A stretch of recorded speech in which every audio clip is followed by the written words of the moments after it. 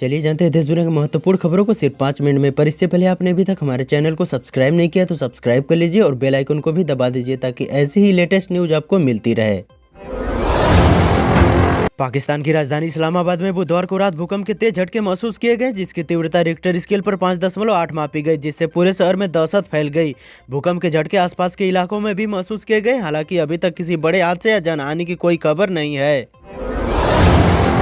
संसद की सुरक्षा में चूक मामले में दिल्ली पुलिस ने एक और आरोपी को गिरफ्तार किया है। पुलिस ने मनोरंजन डी के दोस्त सागर शर्मा को गिरफ्तार कर लिया है। इस मामले में अब तक 7 लोगों की गिरफ्तारी हो चुकी है, जो 13 दिसंबर को सत्र के दौरान हंगामा किए थे।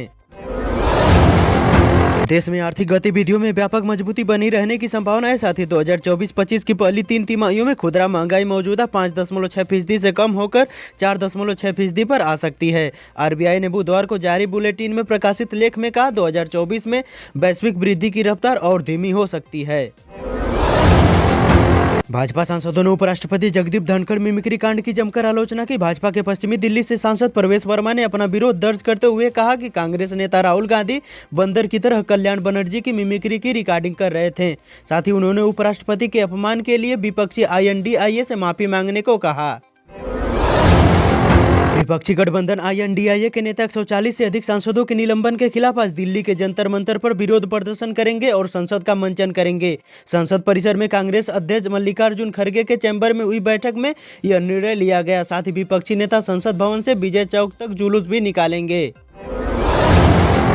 साहित्य अकादमी ने बुधवार को साहित्य अकादमी पुरस्कार 2023 की घोषणा कर दी, जिसके अंतर्गत हिंदी के लिए संजीव का उपन्यास मुझे पहचानो तो अंग्रेजी के लिए नीलम शरण गौड़ का उपन्यास रेक्यूम इन रागाजान की चयनित हुआ। वहीं पंजाबी के लिए स्वर्णजीत सवी का कविता संग्रह मंदी चीफ और उर्दू के लिए सादिका नवाब शहर का उपन्यास राजदेव की अमराई पुरस्कृत किए गए। लोकसभा ने बुधवार को भारतीय न्याय संहिता विधेयक में एक संशोधन पारित कर दिया। इसमें किसी चिकित्सक की लापरवाही के कारण हुई मौत के मामले में जेल की सजा को कम करने का प्राविधान है। इस समय यह कृत्य गैर इरादतन हत्या की श्रेणी में आता है, जिसमें 2 साल तक सजा का प्राविधान है। आम आदमी पार्टी के प्रमुख व मुख्यमंत्री अरविंद केजरीवाल आज ED के समक्ष नहीं होंगे पेश। वह कल से 10 दिन विपस्सेना के लिए चले गए हैं। हालांकि यह जानकारी नहीं दी गई है कि वह विपस्सेना के किस शहर में गए हैं। बता दें, उन्हें विपस्सेना को मंगलवार को जाना था, लेकिन INDIA गठबंधन बैठक के कारण मामला 1 दिन के लिए टल गया था। मध्य प्रदेश में 3 कोरोना संक्रमित मिलने से चिंता बढ़ गई है। इंदौर के दोनों मरीजों के बाद जबलपुर में भी नॉर्वे से आई एक महिला संक्रमित मिली है। केंद्र सरकार ने बुधवार को राज्यों के VC के माध्यम से बैठक बुलाई, जिसमें राज्यों को तैयारी रखने के निर्देश दिए।